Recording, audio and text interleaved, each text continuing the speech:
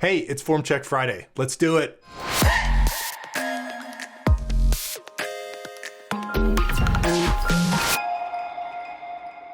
Hey, welcome back to another fantastic Friday filled with form checks. Got it. Thank you guys for joining me for another Form Check Friday. We're back together again, and we've got a great group. Thank you for everybody who submitted. Keep them coming, and we'll dive right in and get to work here. So as you guys know, for those of you just joining for the first time, I haven't seen any of these.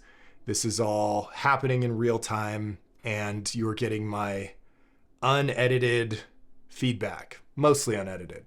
Sometimes I have to go to the bathroom and I just cut it, but too much information. All right, here we go. So first into the tank, we've got Long Willow. I remember you.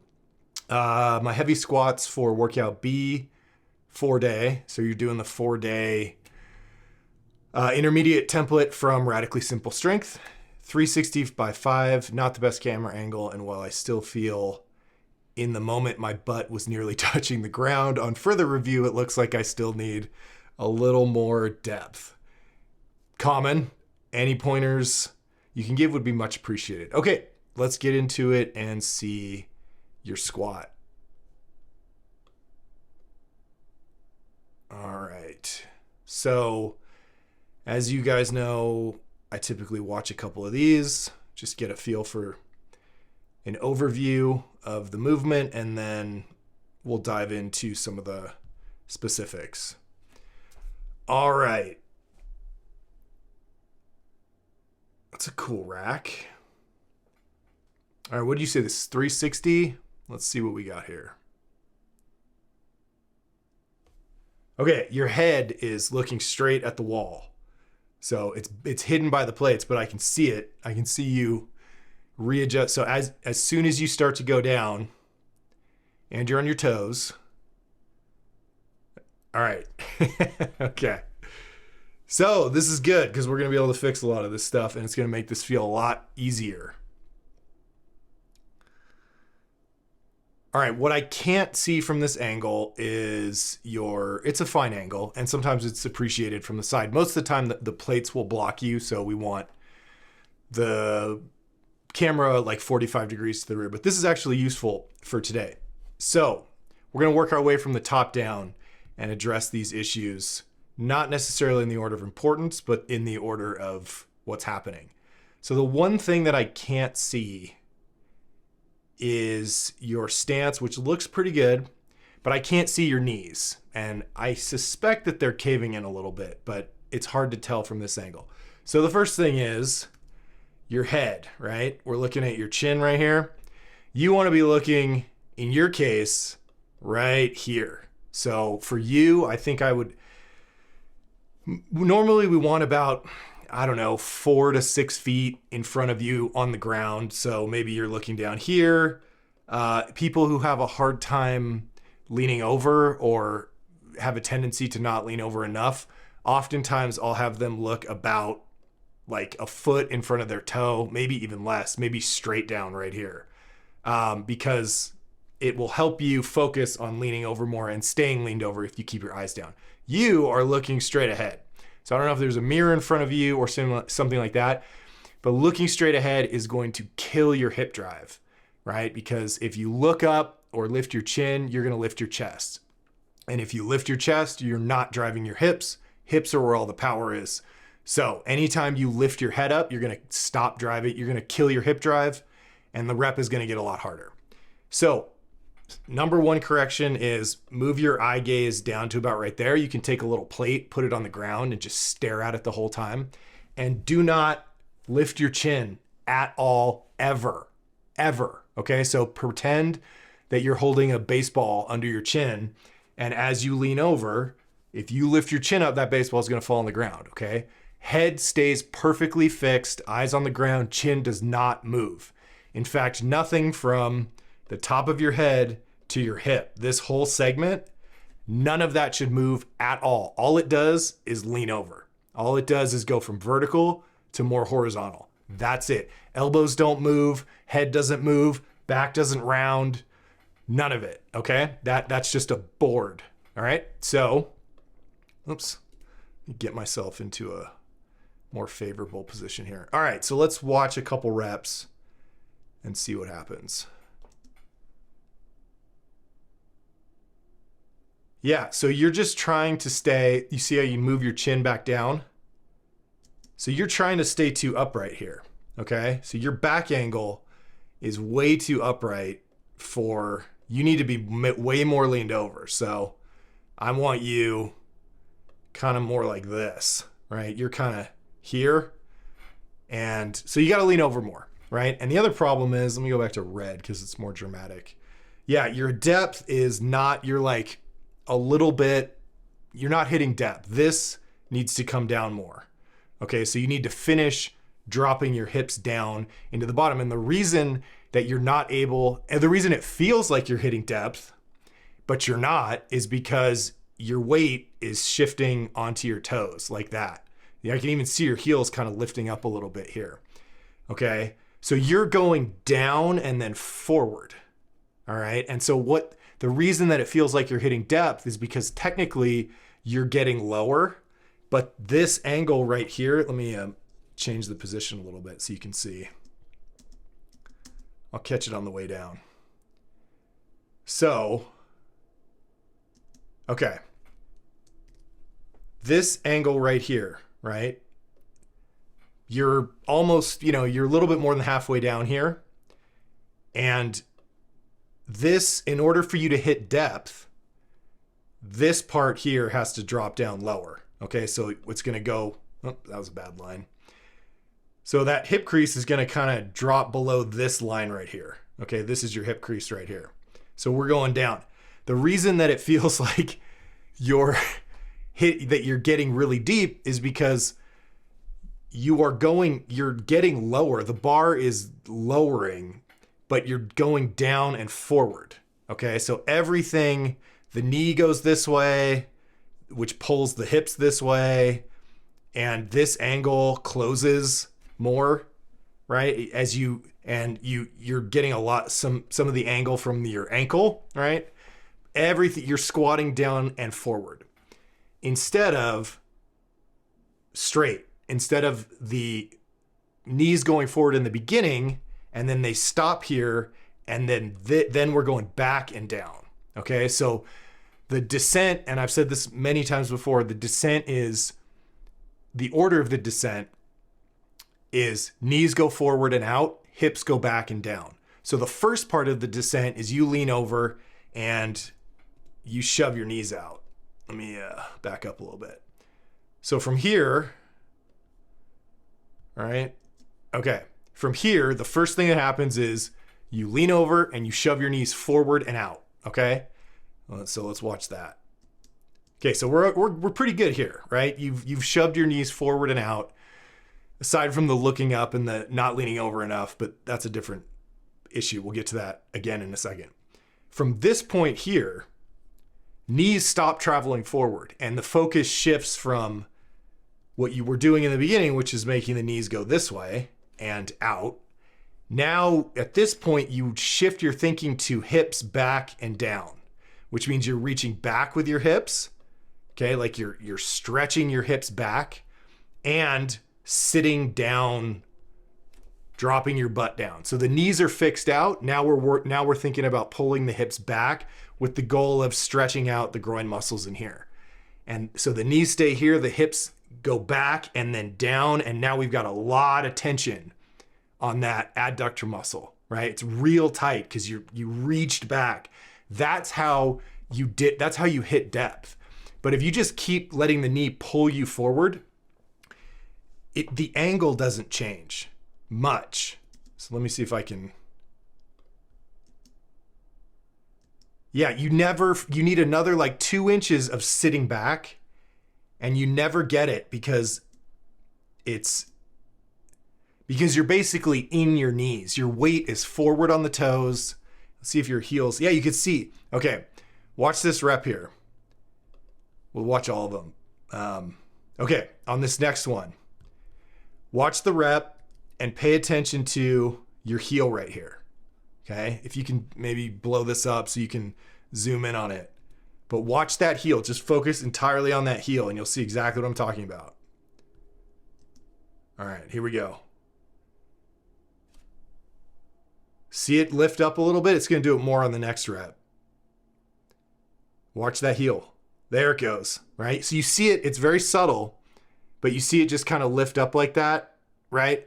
That means that your weight is not over the middle of your foot. You're not balanced, because if you had even pressure on the heels and the toes, I wouldn't see that change in pressure. It would, your foot would just be bolted to the floor, okay? So that, as I've said before, fix the weight on your foot, you're gonna fix almost every problem that we have with most of these lifts, okay? So if you just pay attention to how can I know my heels are lifting up, so how can I move my body in a way where when I get close to the bottom, the heels stay pinned to the ground? And if you think through how to do that, you have to shift your weight back a little bit. You can't let it go forward, okay? So first of all, I'll just recap the things you gotta fix, right? So first of all, you're gonna glue your eyes to the floor, like a foot in front of your toes. And you're gonna lean over more, right? Don't try and stay vertical, right? You need to get more horizontal. Nipples to the ground, knees out. I want you to think about, if I told you that you have to stamp your belly button on the ground right here. If you're gonna touch this, maybe you can think about your belt. If you're gonna touch your belt right between your toes on the ground, how would you do that? Well, you can't stay upright because then your belt's gonna be pointing towards the wall. You have to lean over. So think about putting your belly between your toes, whatever it takes to get you to lean over a little more. And then knees go forward and out. See, your weight's already a little forward here. And you're just trying to stay too vertical, which again is going to throw this whole thing off. So, and then we didn't even talk about your hip drive.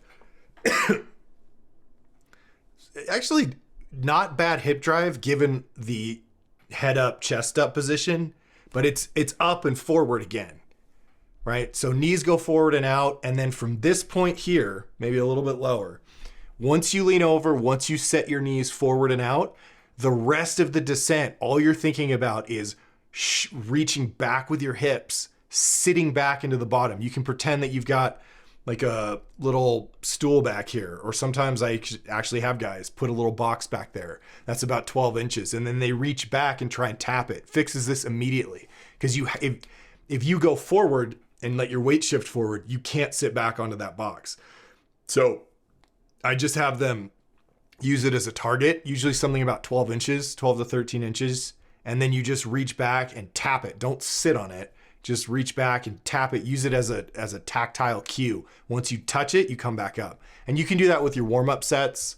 And, you know, if I would practice it with your warm-up sets, or if you have like a light squat day, and then ditch it for your work sets and just do your best. So knees forward and out, hips back and down, sit back into the bottom. And then with your head and eyes looking down, you're going to drive your hips up. And with that head position and the more horizontal back angle, you're going to get a lot more hip drive out of this. Make sure the weight is even on the toes and the heels the whole time. You can also think about this as, in the first part of the descent, you're going to lean over. As you shove your knees out, the weight's going to go to your toes a little bit. And then for the second half of the descent, you're going to reach back with your hips, your weight's going to shift to your heels. So sometimes I'll cue guys toes, heels. This is just on the way down. Toes, heels. Toes, and then back on the heels. Get the bounce, drive your butt up, and we're good to go. The goal ultimately is midfoot. Even pressure the entire time. It never changes.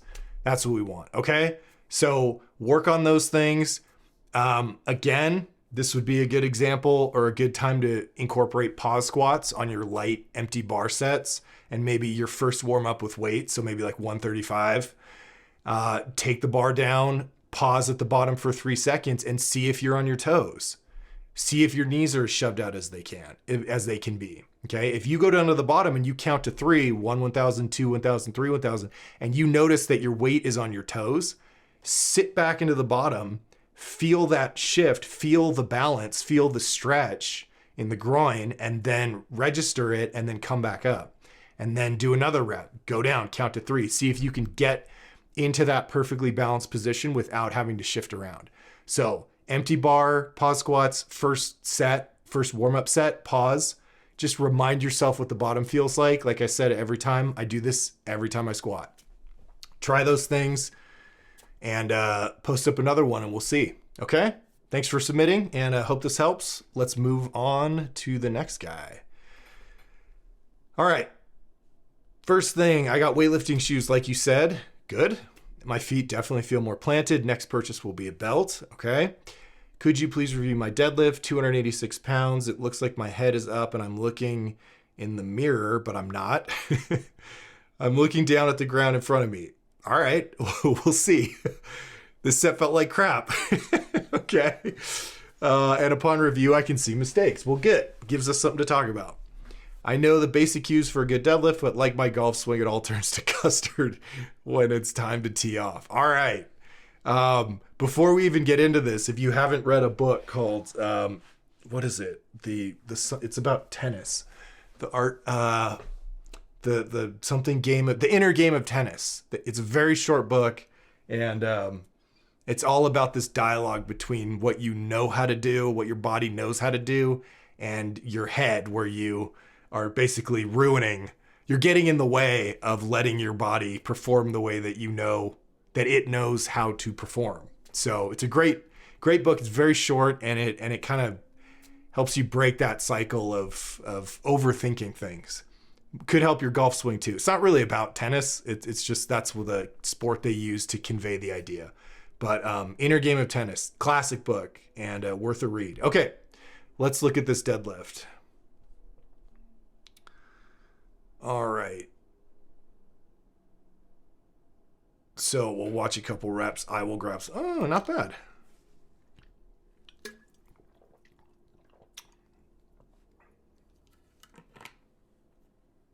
Okay, your back looks really nice.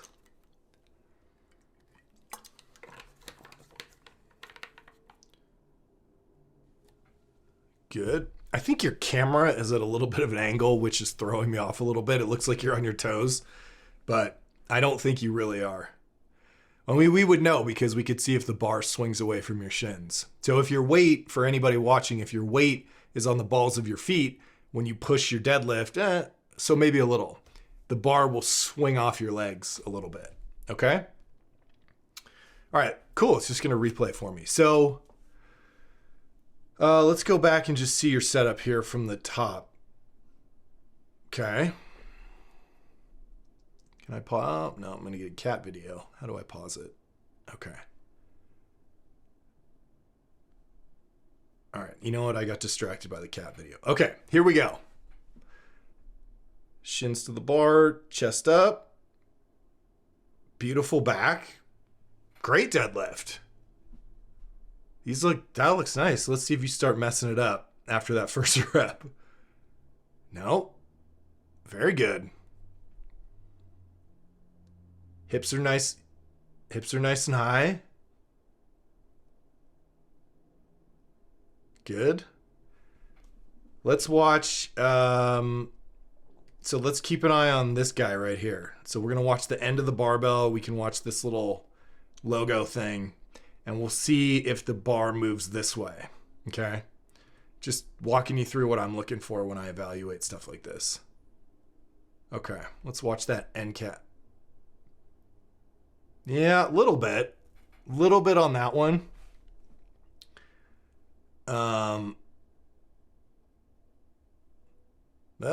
Yeah. Okay. So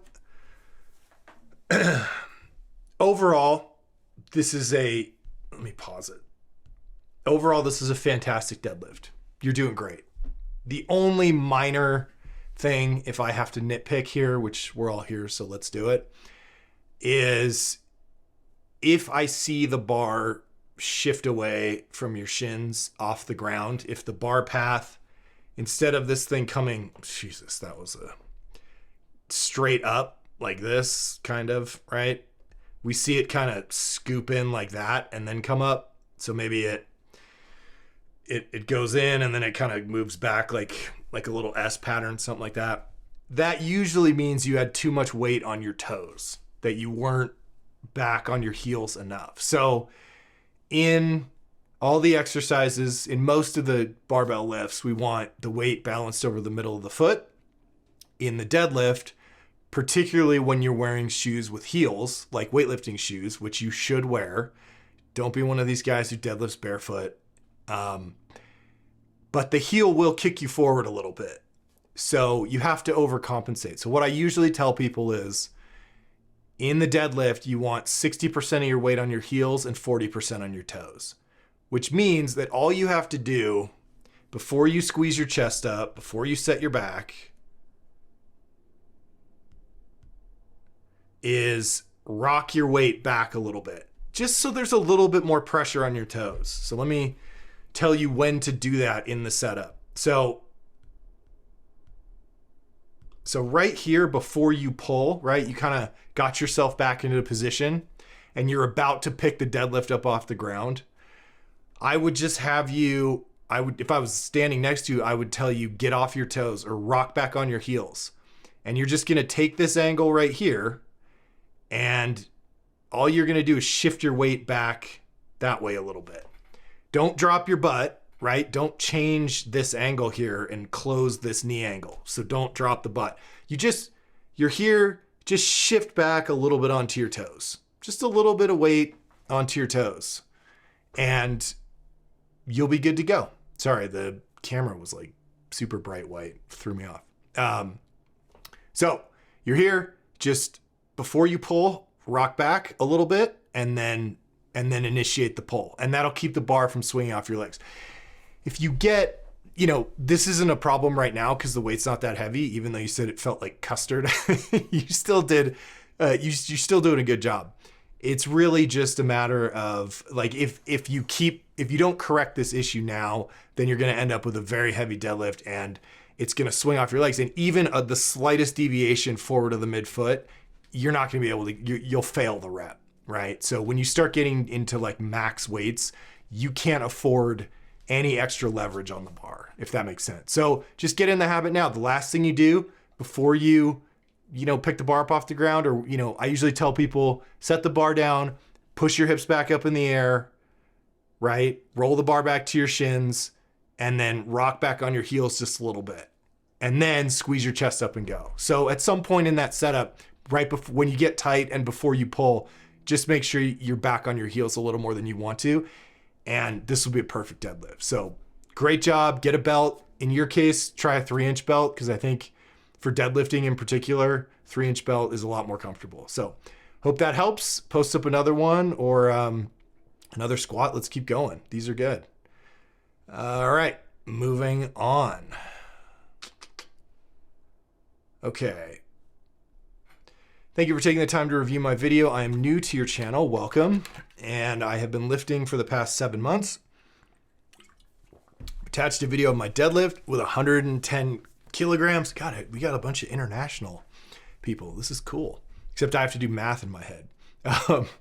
Okay, for 5 reps, I would appreciate your feedback on my technique. I've noticed that I may be losing tension in my lats after the first few reps, and I'm not sure how to brace after the first few reps. Thank you again for your time and effort. My pleasure. Lats aren't usually a problem, so let's see what's going on here. Lats kind of take care of themselves. All right. Wait, I got to go back and watch the setup. Okay, here we go. I'm guessing that bar's way too far in front of you. Yes, okay, good. All right, thanks for posting, and okay, hold on, slow down, buddy. All right, so you need to watch. If you go to, let me see if I can do this without, let me open up a new window. And if you go to my website, HORNSTRENGTH.com, resources, okay? And you go to video library. There's some cooking videos that are in the book, and we've got an exercise library. And the deadlift is here. And in the deadlift, there are 2 videos. So one is, I think, just me doing a deadlift. But this one is the starting strength video. And this video here, which is, you can just find it on YouTube, walks you through the 5-step deadlift procedure. Okay? And I've written out the procedure and my own notes and some tips, things to avoid, all this stuff. Okay? So, but you need to watch this video because your deadlift is there's a lot to correct here, starting with the basic setup. And that's okay. I'm not giving you a hard time. I'm glad that you submitted the video because now we can correct this before this gets too heavy. But there is in that video, it walks you through a 5-step setup procedure that starts with your stance, putting the bar over the middle of your foot. It shows you how to reach down and grab the bar, when to drop your shins to the bar, everything. Okay. And so you need to have a basic framework for that before it's worth me going in and nitpicking apart the little details. So in other words, I'm not going to teach you how to deadlift here, but I'm here to correct your deadlift, right? And help you dial in the technique. And all the issues that you're having are just from having the form. You don't have the form down correctly because you're not doing the 5-step setup procedure. So I'm going to have you go do that and practice it. And then I want you to put up another video, in a week or 2, doing the steps in that video, doing the 5-step deadlift procedure. And then I'll take a look at it and we can fine tune it. And I can give you all the tips and things that you're missing. Okay. But right now, this is you're doing some things right. Like you have good control of your back, but your hips are too low and it's all stemming. And then you're rushing from one. So we don't go from one rep to the next. The reason that you're losing tightness in your lats, as you said, is because you're not, as soon as you put the bar down, you're starting the next rep. And that's not how we deadlift. You set the bar down and then you go through the setup procedure again. And the purpose of that is to retighten everything. So if you're feeling like you're loose later in the set, it's because you are. It's because you're tight on that first rep. Like when you get into this position in the first rep, you look at even though this isn't the correct way to do it, you're still, it's still, you're generating a lot of tension. There's some tightness here, right?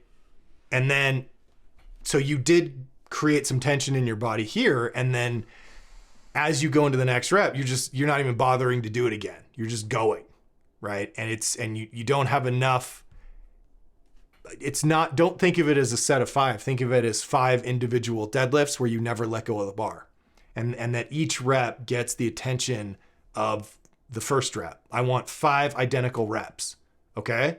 So watch that video. Again, it's on my website, hornstrength.com/resources. Go to the video library, go to any one of those exercises. The major lifts have a full description of the steps, but the starting strength video is a good explainer for how to deadlift for all the lifts, really. So spend some time looking at those and then post up another video and we'll go through and fine tune it for you. Okay. Good luck. Keep going. This is not, I'm glad you posted the video and I look forward to seeing your progress because just doing that is going to make a huge difference. Okay.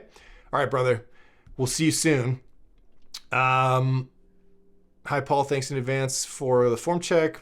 Since my first one 30 days ago, I picked up a belt and switched my program back to the starting strength novice linear progression. Ooh, okay. Well, excuse me. Maybe maybe I told you to do that. In my head, the idea of going back and doing a novice linear progression is just like, it's dreadful. You get to do it once, maybe twice if you get an injury or a layoff, and then it doesn't work anymore because you've adapted beyond being able to put weight on the bar every 3 times a week. So that reaction was just to that. I'm up 60 pounds on my squat. Good. Pushing for 315. Thanks for your words of encouragement. Oh, I think I remember you. Here's my squat at 285 by 5. Things I'm not worried about anymore. But okay, I remember you. Good. You had a fantastic squat and it was just weak sauce. You were just sandbagging it. So, okay. So yes, we did talk about going back to the starting strict linear progression because you're able to do it and you need to get to 315 and then 405 and then 500.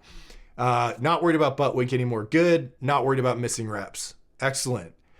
If I could give a refresher about how to proceed after missing a rep, I feel one coming in the next couple weeks. We'll see. You don't know that, and I would appreciate it. For example, say 2 weeks from now, I'm at 305. Second set of 3, and I can't. Second set of 3, and I can't get the third rep. What do I do? Okay, so maybe that. I don't know why you're doing 3s if you're doing the novice linear progression. It's 3 sets of 5. So maybe you drop to triples. I don't know enough about this. Okay, yes, I remember you. Let's see this. Got the weightlifting shoes. Here we go. Oof, look at that depth. It's like too deep. I mean, I'm not. Dude, don't cut it off because as this gets heavier, you're gonna notch. This is great. This is great. You're doing. I love this squat. Killing it.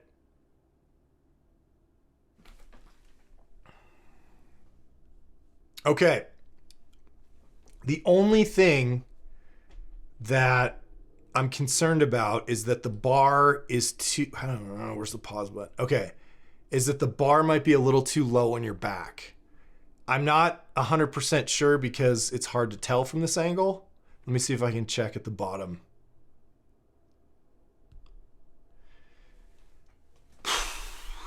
It may be fine. It may be fine, but it needs to be on the, right below the spine of the scapula. Let me see if I can get a better angle. It's probably okay. Here's the deal, and then we'll move on. If you feel that bar scooting down your back, well, in other words, you unrack it and then you do a rep and you come back up, or you do a set of 5 and you come back up and that bar has scooched down your back, then you put it too low in the beginning. Okay. Same thing if you go down and it scoots up on the top, it rolls up on your neck, then you had it too high. If you have the bar in the right place and you keep your chest up the whole set, up and tight, that bar should be in the exact same spot when you conclude the set. So if it's scooting down a little bit, if you feel it sliding down, it's probably a little too low. It's not much if it is, but and you might be fine. But that's how you tell. Okay, so let's just get into this because yeah. Head down. Great hip drive. Look at that pop out of the bottom. You're staying leaned over on the way up. I mean, knees are out. What happened on that one? I want to see that one again. How do I go back? All right, let's do this again. All right, we'll go through one more and then I'll answer your questions about programming and missing reps. Just want to see if you have any knee slide. Your knees you're doing pretty well. Just get them out early and focus on sitting back. Yeah, your knees are good. You got great hip drive. Head is down. Staying late. Let's watch this last rep. See if you get out of your hips a little early. Yeah. All right, but here's the thing. So on the last rep, you lifted your chest. You didn't drive your hips up as much as you had been doing. It was a little quiet, and then you started standing up a little too early. Very common with the last rep. Okay, people are done. They want to get the set over with, and their form just goes to shit. So I'm not even that worried about it. Just know that you tend to revert to, some errors when it's the last rep and try and be diligent about that. That being said, I know what's going on in your head right now with all that weight. And so you're just sometimes you're not thinking. So I'm not worried about it, but your squat looks fantastic. And there's no reason you should be stopping by 315. So I don't know what's going on with your programming because it says, if I could give me a refresher, how to proceed after a missed rep. I feel one coming in the next few weeks.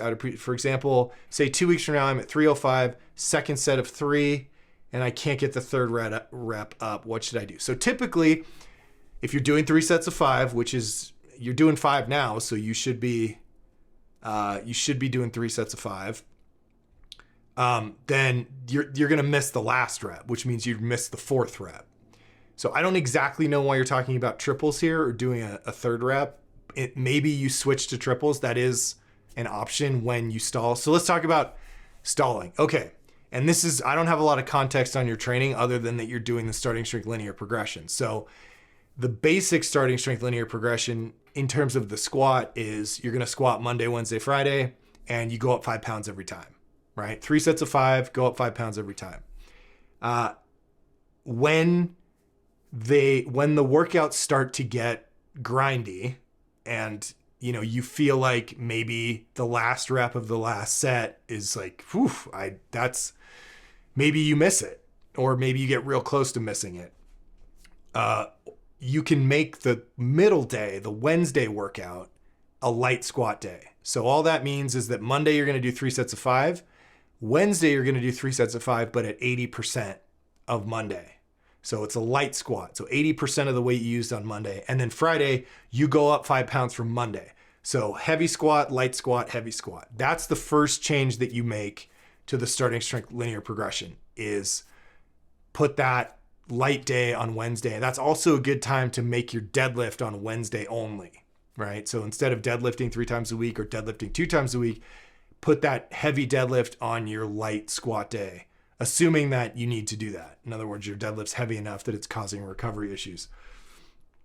The next change you're going to make is, with that light day, is to do when you start to miss reps. So let's say you go set of 5, set of 5, set of 4, right? The next workout, you're going to go up in weight because, so let's say you get to 310, okay? And you go set of 5, set of 5, set of 4. The next workout, go to 315 because you got 5 reps on the first set. So you're going up, but then make the second 2 sets 90%. So it's 1 heavy set, and then you take 10% off the weight and you do 2 more sets of 5, right? So 1 heavy set, 2 lighter sets. And then Wednesday is still the light day, 80%, 3 sets of 5, 80% of the heavy set.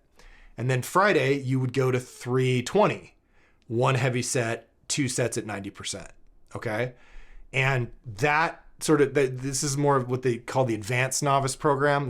We're sort of bridging the end. We're trying to eke out some more progress, right? So we know that you can get the top set, at least 1 set of 5, and then you're unlikely to finish the second 2. So that's why we do the lighter weight, okay? And that'll keep your progress going for a while. So you're going to end up with Monday, top set, 2 sets at 90%. Wednesday, 3x5 at 80% of Monday's top set. Friday, go up 5 pounds, 1 heavy set, 2 lighter sets. The last thing you can do, and this may be where you got the triples from, I don't know, is when that top set on Monday and Friday, if you can't hit 5, you can drop down to hitting 3. So you do 1 heavy triple and then 2 sets at 90% for like 3 to 5. So shoot for 5 on both, but if you get 3 to 5, it's okay. So now we're driving up triples for, a couple more weeks because you can't do 5. When the triples run out and you're just on the top set, even with the light day, even with the back off sets, that top set, you can't hit 3, you're done. Time to move on to an intermediate program, okay? So a lot of that's covered in Practical Programming, the book for strength training, Practical Programming. I have it here there it is. I don't know, you guys can't see that, but let's see if I can make this bigger. There, Practical Programming's back there. And it's a great book. It's the follow-up to Starting Strength. You can also Google, you can find, if you Google like the Advanced Novice Program, but that'll teach you and there's probably some good videos too, of how to stretch out the end of the novice phase. But we're not resetting. Okay. That's the important thing. If you start missing reps in your second or third set, but you can get that top set, don't take weight off the bar. Keep pushing that top set up and adjust, take a little bit of weight off the sets where you're failing, and then keep the train moving, okay? The biggest mistake that novices make and intermediates is they take weight off the bar for no reason. They give up ground that they've taken. I've done it. Every guy I know has done it, and we all regret it. So you're not stopping, but there's no reason for you to take weight off the bar before you get to 405. Okay, now maybe you have a light day. That's okay, but that's part of your program. But you're gonna have a heavy day where you're pushing for 5 forever. Or 3 or whatever, but don't think that you need to reset and start over, right? You think, what is the problem is I'm failing on my later sets. What is the smallest change I can make to stop that from happening and keep making progress? Easy. Make the second and third set a little bit lighter and keep driving up the top set. Okay? We can talk more about programming if you want to post questions on the Reddit board or whatever. I can go in there and address problems more specifically with details. I don't really have all your details right here. So hope that was useful. And if you have any questions, let me know. Happy to help you out. Keep going. Okay. 405, man. 405 for 5. 315's nothing. We're not even worried. This is mere stepping. I promise you, listen, I promise you, the day that you do 315 for 5, you will rack the bar and you will go, man, that really wasn't that bad.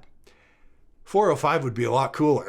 And like instantly, this Everest, this mountain you were climbing where you could see the top, but it seemed so far away. You get there and it's like very underwhelming. And you just, and then you just move the goalpost. You're like, all right. And that's just how this works. So you got the good luck. There's nothing with the form that we need to worry about. Yeah, I'm excited to see your progress. So keep me updated. Okay, let's keep going.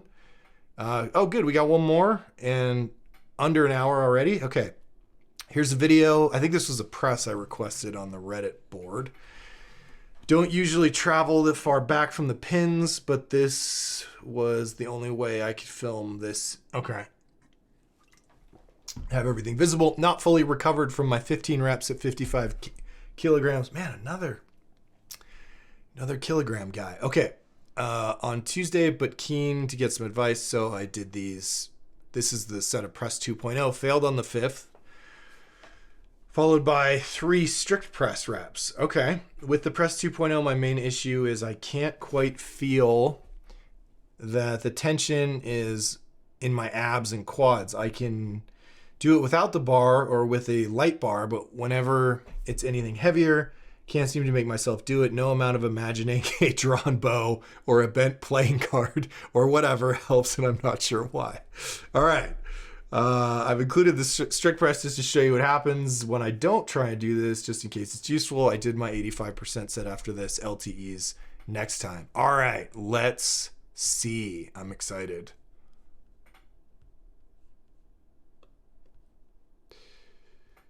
Okay. So let me watch a few of these. Yeah, man, like you got it. I mean, there's a few things we can fix, but yeah, good. You're getting right underneath it. All right. So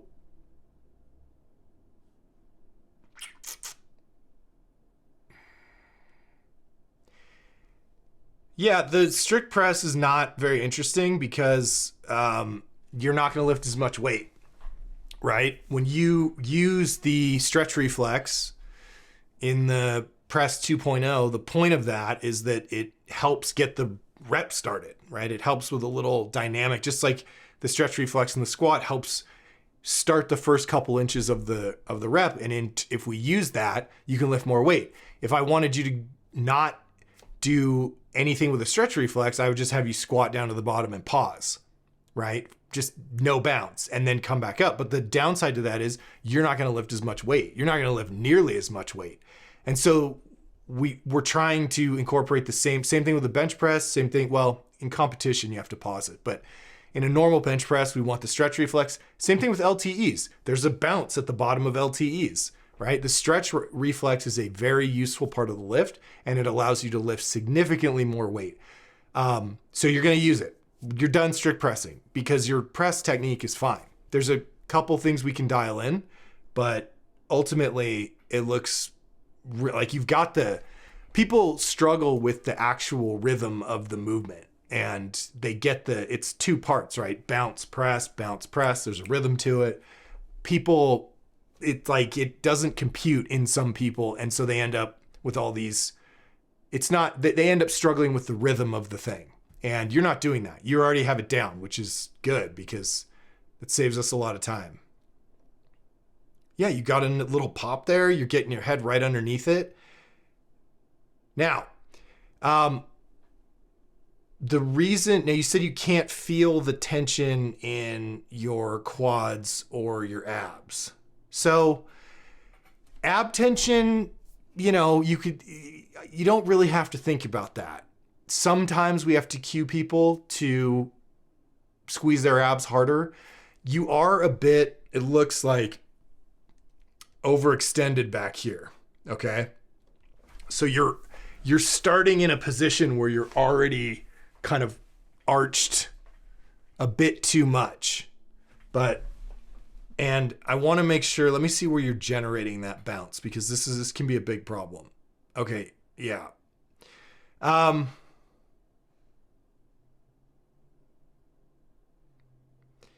The quad tension you should feel though. Okay. So the quad tension here, you should be feeling that. And the way that you feel that is you flex the hell. So when you unrack that bar and you get in your position, you take a big breath, which you're doing, and you squeeze it. That takes care of the abs usually. But then you lock your knees. You lock your knees hard, like you're trying to flex your quads, and you don't release them. Okay. So your quads should hurt when you're done with the set because you've been squeezing them so hard. So you have to think about it. If you flex your quads, like straighten your legs and just make your quad muscles flex like you're showing off, you'll feel that. And if you don't feel that, then you forgot to do it, or you changed your focus and stopped doing it. Okay. And so that's just a matter of you being intentional about flexing your quads. Don't worry about your abs. Worry about your breath and worry about squeezing the shit out of your quads the whole time. The press is all about tension. It's all about rigidity and tension in the entire body. That's any looseness, and we got a power leak. Okay, so all right, now we're gonna go through the strict press because I can't fast forward this thing. There's a way to do. Someone posted that there's a way to do this where you add something to the URL or something, and it makes it so that I have player controls here, which would be useful. I'll have to make a note of that. All right, but whatever, we'll go through it. You can fast forward. Okay, so the other thing that I want to point out is, and this is a common mistake, where you think about reaching forward is crucial for this exercise, okay? And most people try and reach forward too high. In other words, they try and reach forward from here. Okay, so they start thinking about shoving their waist forward from up here. And what that does is it overextends your back even more. And it can be very painful because you're trying to reach forward. You're trying to get some range of motion out of this lumbar spine, and it's not really designed to move that way. Instead, we want you to be more rigid here, right? So less arched at the beginning, just more like neutral, still chest up, elbows up, right? But maybe not so lean back. It's kind of hard to see from the angle. But the more important thing is that don't think about pushing your belt forward or your waist forward, okay? I want you to think about generating that reach forward from lower in your body, meaning you're going to push your butt and your thighs forward. Okay, so it's not reaching forward from here. You're reaching forward from down here. Okay, so you can think about, get those quads real tight and think about slamming your thighs to the wall. This section here, we want to stay perfectly rigid, right? And we're moving from down here. I think I have a illustration of this. Yeah. So if you notice, okay, this is from Starting Strength, but we're really, and I would even, if I was drawing this, or just in your case, I would actually move this little dot like down to here, just to conceptualize, right? But we're pushing this area forward down here, okay? That's the key. If you reach forward from here, right, and push that forward, you're just gonna hurt your back, and you're not gonna generate that tension that comes from this segment. See, this whole segment is just supposed to be locked.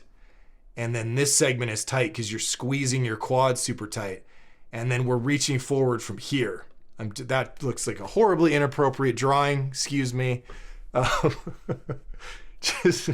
Anyway, so that's the key. Get real tight. So take it out of the rack in this position, big breath, flex the quads real hard. You know, so they hurt. Like you should feel them the whole rep. And then just pop the hips and thighs forward. And doesn't matter how far they go, you're generating, it seems like enough. You don't have to go, you go as far as the tension will allow you to without unlocking your knees. And it could be like 1 inch, it could be like 5 inches, 6 inches, doesn't matter. Wherever the tension is, because the goal is to rebound off the end of the tension. So you just need to find it. And you're doing a great job. The bar's bouncing perfectly. You're getting right underneath it. And I mean, there's nothing wrong with this. Really, it's just conceptually make sure that bounce comes right. And then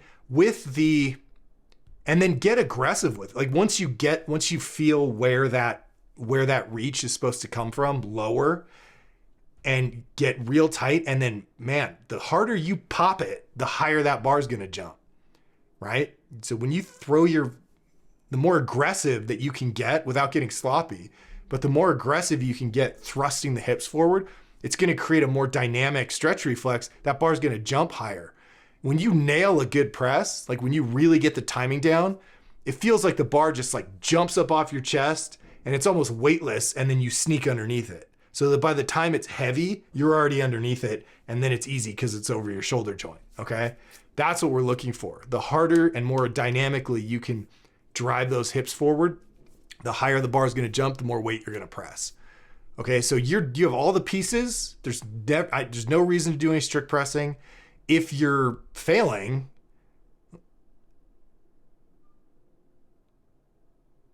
yeah, I mean, which rep are you going to miss here? Probably the next one.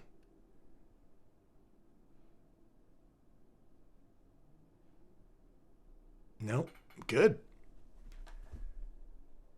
So the other thing to keep in mind is that you have to make sure that the hip movement is out and back. Okay, so when you restart each rep, you're starting the hips from neutral.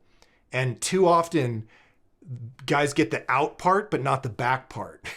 So they'll shove their hips forward and then just press, and they leave their hips forward. So each successive rep in the set, you're starting with the hips more forward, and then they don't have anywhere to go, right? You can't generate that bounce if your hips are already at the end of the stretch. So remember, when you go through the setup procedure for between reps, remember that in addition to getting your elbows up and your wrists straight and getting your breath and squeezing your quads, you pull your hips back to neutral so that they have that room to generate that bounce again, right? You'll see guys do it really well in the first rep, and then they just kind of leave their hips forward, and every rep that bounce gets a little more subtle because the hips are too far forward. So pull them back every time, okay? Give yourself room. And then if you're missing, you might just need to back off a little bit while you dial in the form, right? Because there's no reason you shouldn't be able to press more weight.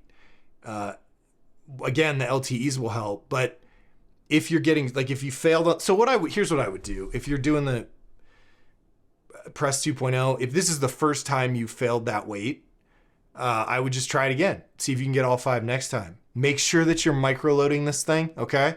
You need to be going up in 1 kilo jumps. When you add weight to the press, it's 1 kilo at a time now. If you're missing reps, you might need to back off, 5 kilos and work your way back up in 1 kilo jumps. The press is very sensitive to fatigue. It's very sensitive to increases in loading. You absolutely have to microload the bench press and the overhead press with 1 kilo jumps. Okay? So if you're insisting on making 2.5 kilo jumps every time, and then you just hit a wall, it's to be expected because you've outpaced your ability to recover. You've put too much weight on the bar too fast. So back it up a little bit, 5 kilos, something where you can get 5 and then work your way back up in tiny jumps if you're not already doing that. Hopefully you are because you read my book and you know all about that. That I think we covered it. If not, post a question. I can clarify and we'll get you dialed in here. But it looks great. So thank you for posting. And I think that takes us to the end. Just under an hour. Always good to do this with you guys. And I will see you next week for another round of Form Check Friday. Thanks, guys.